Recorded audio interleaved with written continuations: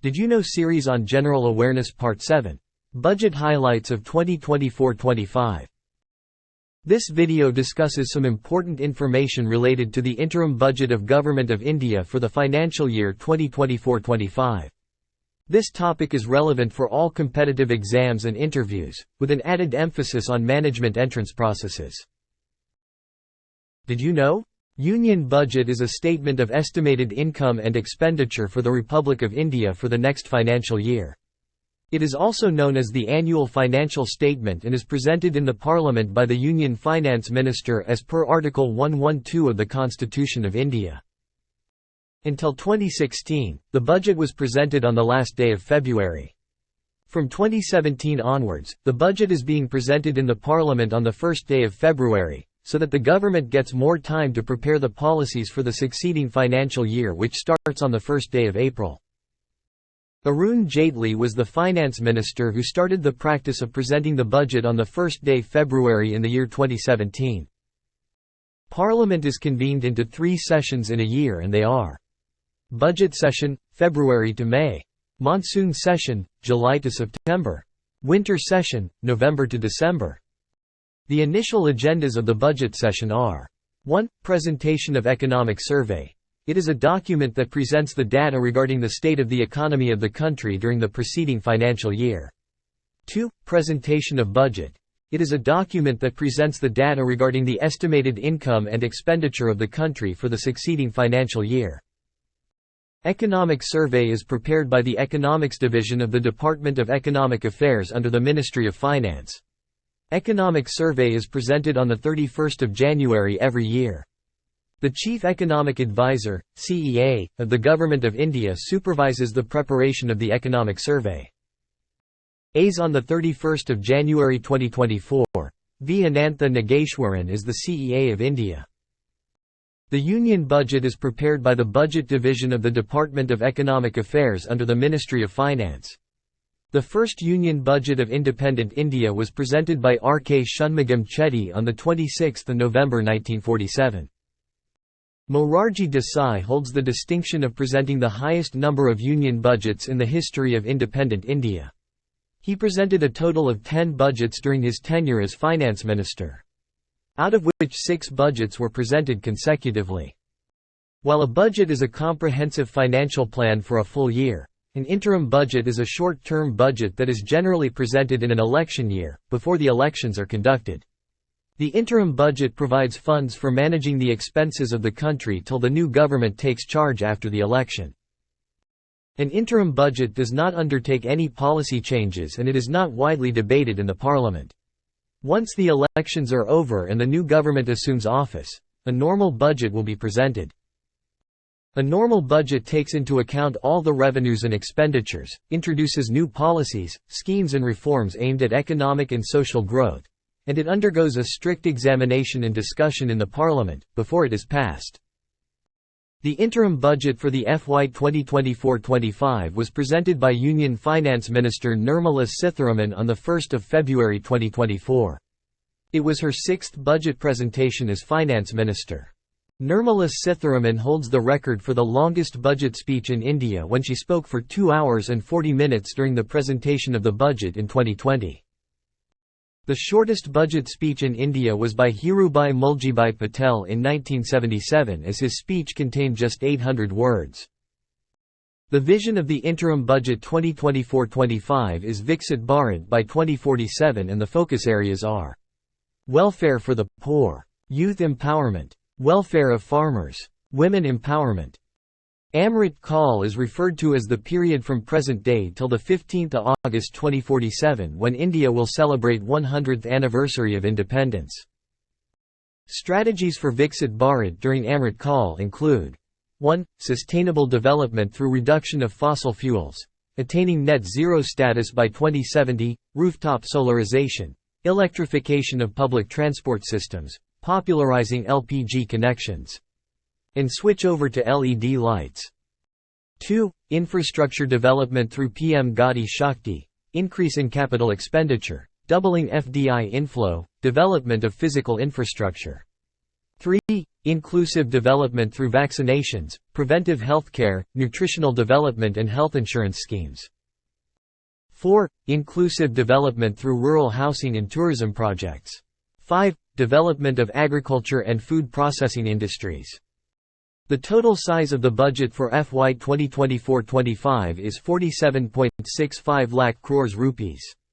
Total revenue is 30.8 lakh crores rupees and total expenditure is 47.65 lakh crores rupees. Thus, fiscal deficit, which is the difference between total income and total expenditure, comes to 16.85 lakh crores rupees. This fiscal deficit is 5.1% of the estimated GDP for the next financial year. This fiscal deficit will be met by borrowings. Out of the 16.85 lakh crores rupees that the government needs to borrow, 70%, that is 11.75 lakh crores rupees, will be internal debt raised from Indian market by pledging government securities, G-Secs. 4.66 lakh crores rupees will be raised through small savings schemes from Indian citizens. The fiscal deficit as a percentage of GDP has reduced from 5.8% in the current financial year to 5.1% in the next financial year. The primary deficit in the budget is 4.95 lakh crores rupees. Primary deficit indicates the difference between the fiscal deficit for the year and the provision for interest payments for the loans taken during the previous years.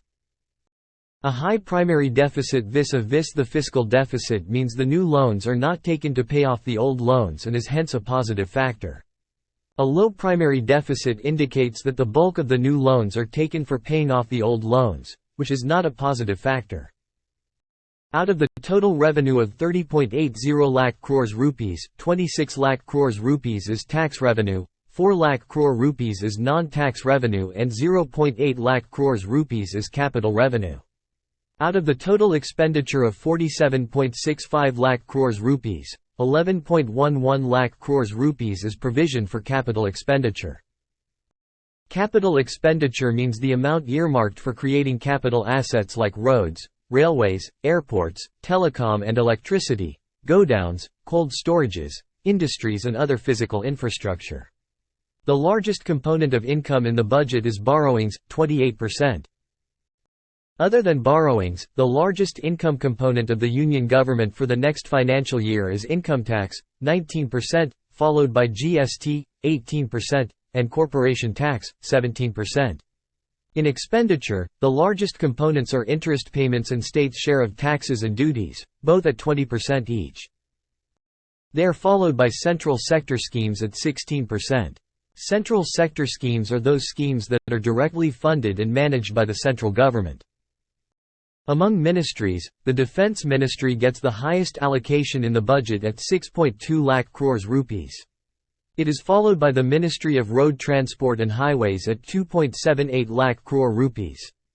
Among the major schemes directly managed by the Government of India, the highest budgetary allocation is to MGNREGA at 86,000 crore rupees.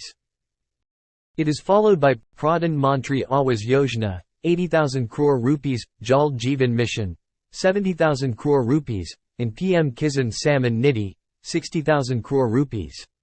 Among other major schemes that are funded jointly by central and state governments, the highest allocation is for National Highway Authority of India at 1.68 lakh crores rupees, followed by Roadworks Department at 1.09 lakh crores rupees. The highest form of subsidy in the budget for 2024-25 is food subsidy at 205,250 crore rupees, followed by fertilizer subsidy at 164,000 crore rupees. Now let us recap the main points. Union Budget is a statement of estimated income and expenditure for the Republic of India for the next financial year.